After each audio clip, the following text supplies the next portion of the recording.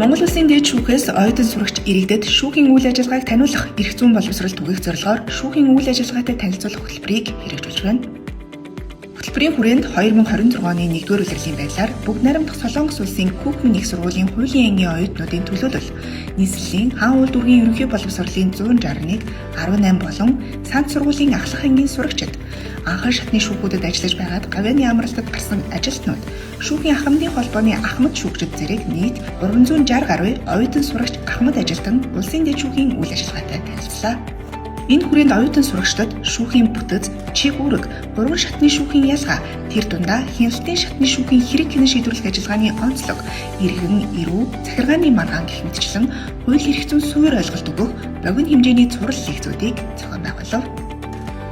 Мөн оролцогчид улсын дэд шүүхийн түүхэн үржлийг харуулсан үзмрийн танхим болон номын сангаар зочилж шүүхийн ил тод нээлттэй байдлын хүрээнд хийгдэж буй зохиц ажлуудын талаар мэдээлэлтэй болсноос гадна шүүгч шүүхийн захиргааны ажилтнуудтай чөлөөт уулзалт хийж сонирхсан асуултаа хариулт өгсөн юм.